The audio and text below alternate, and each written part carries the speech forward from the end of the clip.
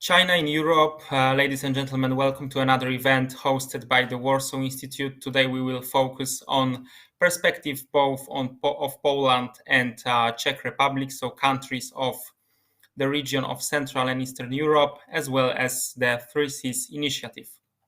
I'm pleased to welcome my today's guests. I will start with introduction of Paulina Jarocińska. Welcome, Paulina. Hello, Maciej. Thank you so much for invitation. And David Plasek. David, good to have you here. Good evening, and thank you for having me. Thank you very much. Our event is organized with support of National Institute of Freedom, and we will start with a pretty general overview of relations between China and our countries. I will start with a question to Paulina. Paulina, how would you overview and assess the current situation of relations between Poland and China, especially that this year marks 75th anniversary of relations between our countries? Would you say it is more of a strategic partnership, political partnership, or commercial partnership? How do you see our relations throughout the years?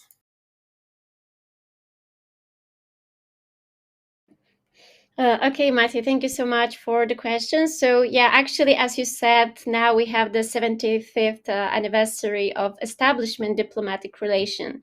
And actually, what is very important to notice, Poland was one of the first countries that recognized People's Republic of China after its proclamation. So actually, our president, Andrzej Duda, recently visited China. And during this visit, action plan to strengthen the comprehensive strategic partnership between Poland and China for the years 2024 and 2027. And I would say that even if this partnership maybe for someone may hold some signs of strategic part, for me personally, it can fit more into commercial lenses. So firstly, right, this partnership may be a possibility for Poland to enhance Poland's influence within the context of EU and CEE countries. Also, it's very important to notice that in 2016, the relationships was leveled up into the comprehensive strategic partnership. And also, if we see the way how the president of Poland was welcomed in China, actually, it was the highest diplomatic protocol. It also held very high significance. If I can talk about this commercial relation, I will revolve around this published document and also our president's speeches during his visit to China. So mostly they were talking about deepening bilateral and economic trade cooperation and mutual market access. Basically, they were mentioning Duda in his speeches. He was telling about the overcoming the economic barriers, also acting against the trade imbalance, and willingness to accept some greenfield investments related to modern technologies and mobility. Also, in the document, we can find some agreement that was signed about opening the Chinese market to Polish agriculture and cosmetic products. And also, I think the most important point actually of this visit was the contract, which include agreement of the regionalization of poultry. So in simple terms, in the event of outbreak, any epidemic in one region of Poland, it means that it will not result in a ban on the sale of poultry throughout the country. So basically, actually, it's very significant achievement considering the fact that there are only a few countries that received the consent to apply these measures. What else? Moreover, they talked about expanding the network of rails. So currently, we have only one direct flight to China in Poland, which is quite poor if we compare it to other EU countries. And we have also the railway crossing in Małaszewice, which is going through Belarus. And actually, for now, considering the current conflict, it's the main gate for Chinese goods going by land to Germany and the whole Europe. So I would also say that if we can attract more investment in case of railway, it will be good for us because, for example, 20% of custom duties remain in the country where custom clearance takes place. Finally, the second important point of this meeting was also visa-free regime for up to 15 days for Polish citizens. So also visa-free regime is kind of, let's say, a sign of freedom, trust, and good relations between countries. Although, on the one hand, I think I have an impression that it's also a bit of encouragement from the Chinese side. It only lasts until the end of 2025. So, regarding how the relation will look like, maybe how Poland will, let's say, perform and will help with the interests of China, it will be extended or not. So, here, apart from the trade imbalance, which is like the trade between China and Poland, from China, it's 15 folds bigger than from Poland. So I would also pay attention maybe to monitor market competition in case if we have more investments from China. So also the Polish businesses will not struggle to compete with Chinese companies. Yeah, thank you. Thank you very much. So, as you've mentioned, deepening the business relationship between Poland and China, and really good point mentioned here as well about the visa-free regime concluded during the meeting of heads of countries. Now, I want to give the floor to David with questions regarding Czech Republic. So, David, as we know, Czech Republic is a strong ally and supporter of Taiwan.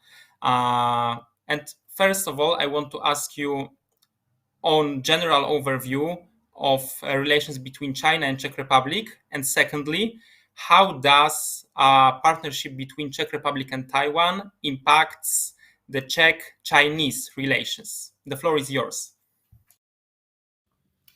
Okay, thank you. So it is very interesting that, yes, it is true, the Czech relations toward Taiwan is the warmer one, the closest one after, I would say, Lithuania in the EU. And more than being it a cause of worse relations with China, mainland China, I would say it's kind of the opposite. It is basically a consequence of worsening relations with China, with Beijing.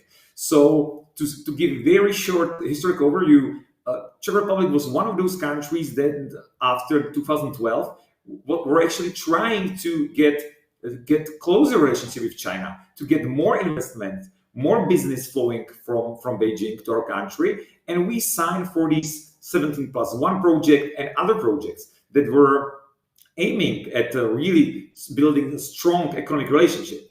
But actually, it was the fact that these promises were not fulfilled, that just like other countries in our region, and Czech Republic is actually a pretty good example of it, where you can see all the trends that later or sooner happen in the other countries, that after, the disappointment that the investments did not come, and after a number of scandals that were actually connected to Chinese activities in Czech Republic, just namely, it was kind of forcing of our representatives not to visit Taiwan. There was problems of basically corruption at our universities, that for money were teaching courses that were very favorable of the communist regime, and other disputes between actually the government of Prague and Beijing, and so on and so on, and also corruption connected to these investments, right? So even the pragmatists among Czechs, even the people who wanted actually cooperate with China, no matter what the regime is, in the end had to change their idea because it became unpopular, and these scandals actually made it very hard thing to sell, right? I will say the most famous example is this big Chinese company called CEFC that should be the flagship of all these investments. They came here with big plans, and not only they did not deliver, they actually bankrupted in the end. And the director of this company actually went to prison. He was arrested by the Chinese themselves. But before he was arrested, this is kind of bizarre story that shows actually how it sometimes can be in our part of Europe with Chinese investments. He for a short time became an official advisor of Czech president, And after that, when the arrest happened and this whole company bankrupted and no promised investments arrived, it actually, shed such a bad light at the Chinese investments that even the pragmatical governments started to look somewhere else for fixed possibilities. And one of these places was Taiwan. And the rest is like history, as they say. So actually, it was Chinese kind of the fact that they were unable to do what they promised actually caused Czech Republic to start to have better relationship with Taiwan, South Korea, and so on. Thank you very much, David, for overview of Czech situation with Taiwan and China. Both of your answers really nice describe the differences. Even though we are in the same region, even though we are neighbors, we have really big differences in relations, for example, with China. But I will want you, David, to elaborate a little bit more on the topic you already mentioned. So 17+1 initiative, we had 16+1 initiative. Those are initiatives aimed for promotion of business and investments between countries of the region and People's Republic of China.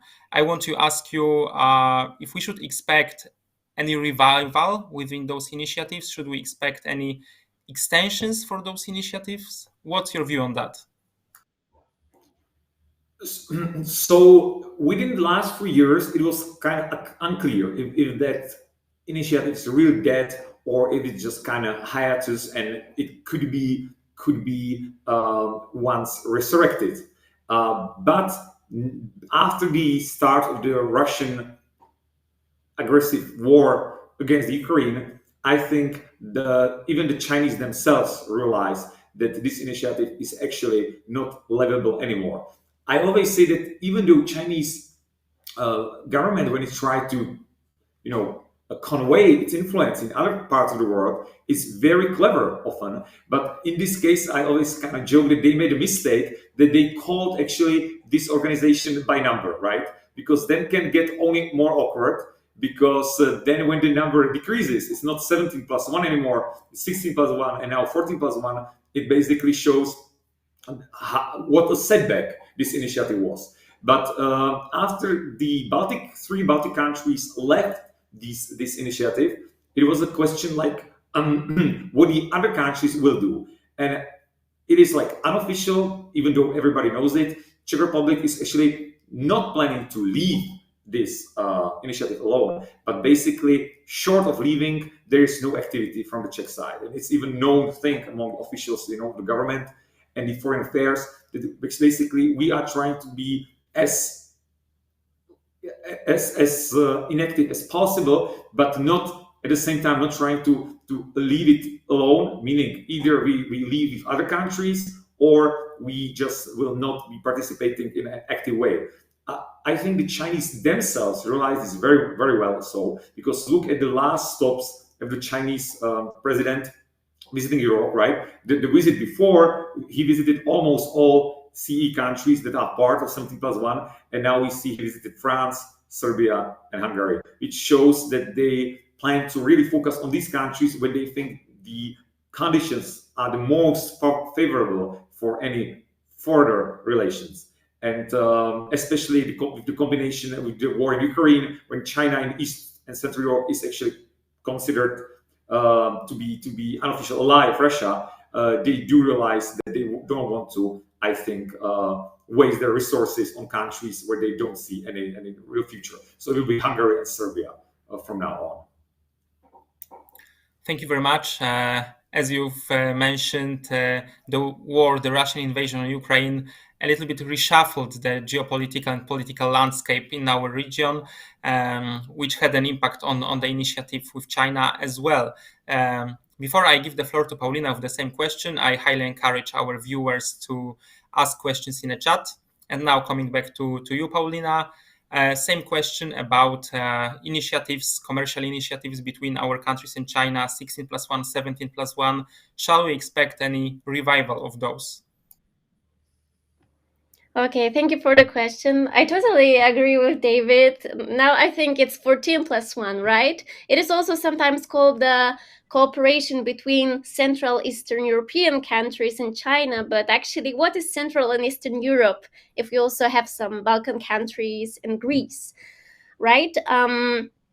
I think that despite like all of these geopolitical challenges, China will still continue to pursue its interest in the region through some significant investments, and also with countries which may have more pro-Beijing policy.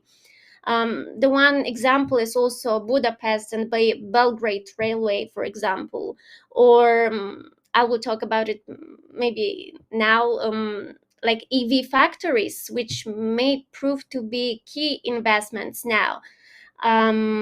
Like this initiative is seen by some people a way for China to create a bloc of supportive countries within the EU, which could potentially influence EU policies, like maybe favoring Chinese interests. And actually, recently I heard, because Xi Jinping visited Hungary and Serbia, and in Hungary, actually, he announced that he announced some investments, including a factory from Chinese electric vehicle manufacturer BYD. They're also planning some significant railway line, which is connecting Budapest and international airport with the railway ring. So I think that by building this better bilateral relation with individual CEE countries, China will secure their significant block of support. This is the first point.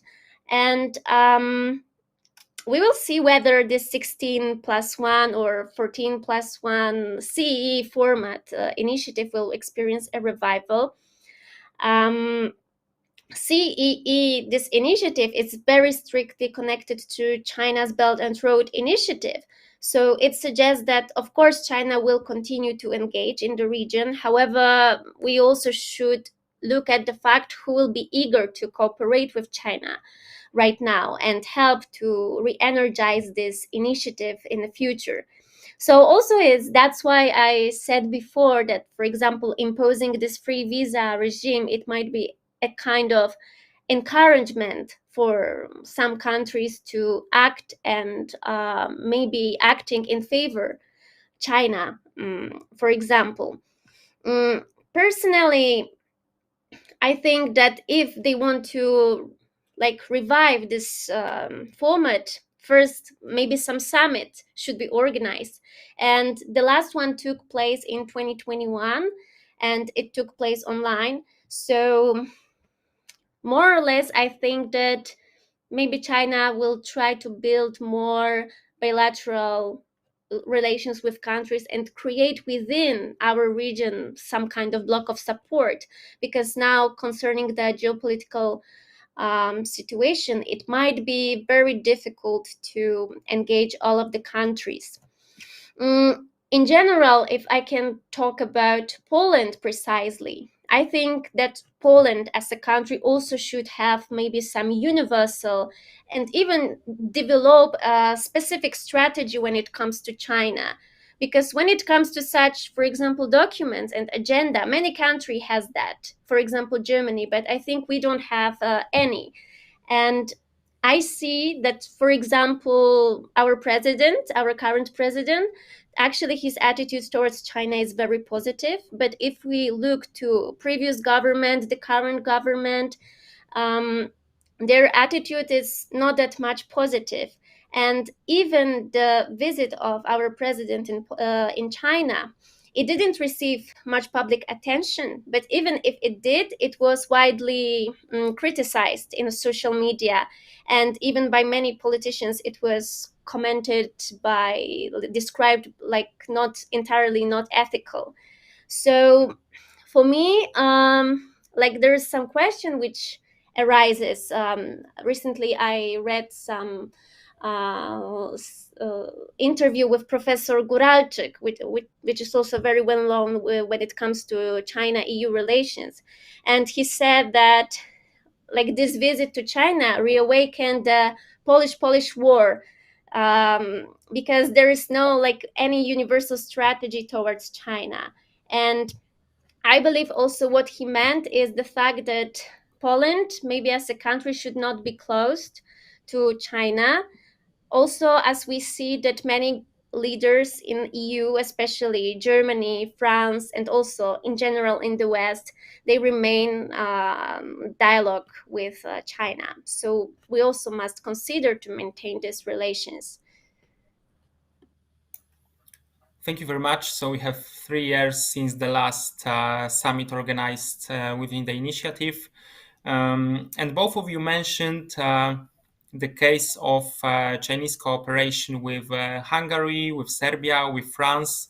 But let's focus on CEE and the countries of Serbia and Hungary. I want to ask you why, looking at current geopolitical landscape, why China pushes more towards those two countries? What brings Chinese government to work more with those countries? And what profits does it bring to Beijing? And now I will give the floor to David. Yes. So, I mean, it's generally known, I think, that Hungary and Serbia, of course, are these countries in Europe, even though only Hungary is the member of EU and NATO, who share this, I would call it, skepticism about the West and about the role of the United States in the world. So they share this skepticism with China. And as we all know, also, these countries have diametrically different opinion on issues like Ukraine, and in the future of the European Union, right? So when China was looking for possible partners in an economic sense, but also possible partners that could help them to weaken, in a way, the European unity and to get more to this region, these two countries, and especially Hungary, are a great choice. But I would like to focus on some details that are very interesting, right? So we all know how ambiguous Serbia is during these times. But it's also very interesting that actually it's the only European country that actually is using a Chinese anti-aircraft missile system, right? Like this kind of Chinese Patriot system that is, which is, I think, very telling, right? That is a country that is trying to become a member of the EU within some frame of time, but actually is using such a sensitive technology that they got from China, from Beijing. At the same time, I think China, as they're really good, their politicians at showing the symbolical things, to use symbols for politics and for relationships. So actually, when Xi in May, President Xi, when he visited Belgrade on the very day of the 25th anniversary of the bombing of the Chinese embassy by the American forces in 1999 during the Kosovo War, when the Americans were bombing the Serbian regime, which is like for Chinese side a perfect way how to show and how to kind of remind their skepticism towards United States based on this shared experience, right? So of course it's cannot be coincidence in any way. So they really planned this trip to emphasize, to strengthen this shared skepticism about the West. At the same time, in Hungary, there are these Chinese firms, the Chinese companies like CATL or BYD that are making already these factories for batteries for electric cars, right, and connected technologies. And very likely, it's one of the ways how Chinese are preparing themselves for one future scenario when the EU will do the same thing that the United States already has done, and that's to start a tariff against the electro cars from China because of the dumping prices that the Chinese can use, and that would also hurt European market. So Chinese plans with Hungary, it's not just these soft power slash diplomatic one, but really also to get a base, economic base within Europe that they can use in the case of further tariffs against their cars. I mean, there was a new thing that EU started a new tariff of 38%, but the United States is actually using a tariff of 100%, right? So we are talking about some future possible, already starting tariff and business wars. So there's another reason why Hungary, as a member of both NATO and the EU, is like precious to the Chinese. And Serbia is not a member of these two organizations, but again, it's from their point of view in the middle of Europe. It is a developing economy, and it is also a country that they can count on in the future in this sense. Thank you very much, David. Indeed, we can observe now an expansion of Chinese electric vehicles to Europe, even in Poland. In recent year, we can observe a really big amount coming to bigger cities.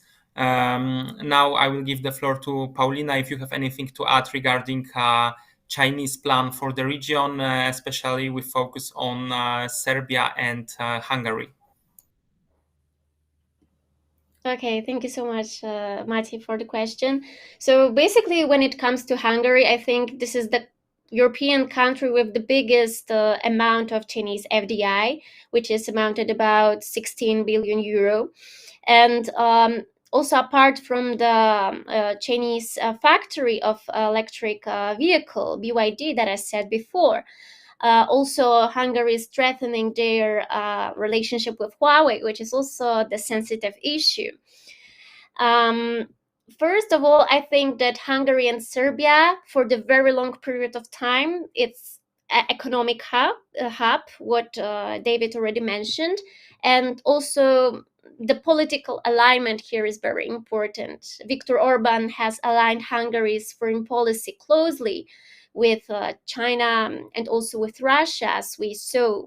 He recently visited China and Russia, making also Hungary maybe a strategic partner for China within the EU.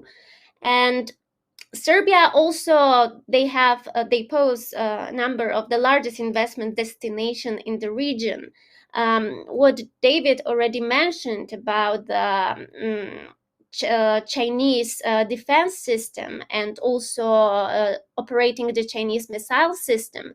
I think it's kind of very sensitive question, and Serbia, which is candidate country for the EU, it might be also kind of gateway to the EU. So I think that I would divide it also countering kind of EU and US influence, what David already mentioned, and economic gateway. So for particularly this Belgrade-Budapest railway, which aimed to create direct and efficient route for Chinese goods to Europe.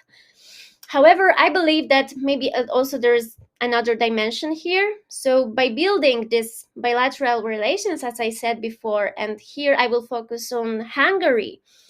Now a major factor in it might be this, that Hungary is holding the EU presidency, and soon it's going to be held by Poland, actually.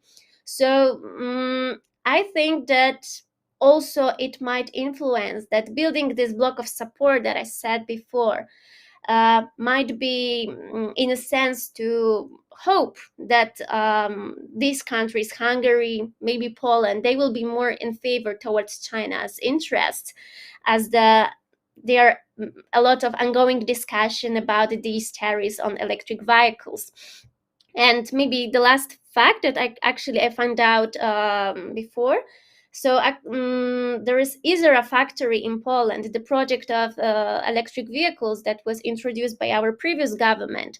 So I heard that it's not dead yet. And our Minister of State Assets met with a representative, or even I think a director of company Geely, who owns also Volvo. So it also might be interesting and intriguing to see what happened in this direction, as China maybe it's looking for particular places to build its factories of electric vehicles in CE region. Yeah, okay, thank you. Thank you very much, Paulina. Well, really interesting news at the end regarding the potential cooperation for manufacturing of Polish national electric vehicle.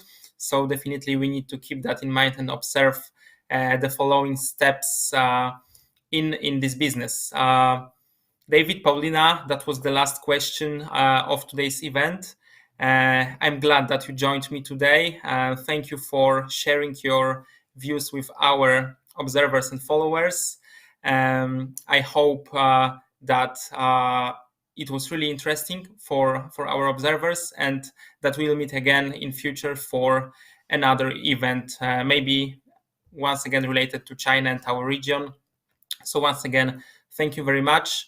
And I'd like to encourage our viewers to check our newest publications. We have recently published Paulina's report on EU-China relations, so I highly recommend to take a closer look on that.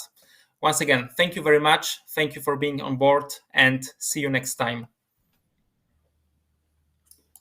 Thank you very much. Dziękuję. Do widzenia. Goodbye.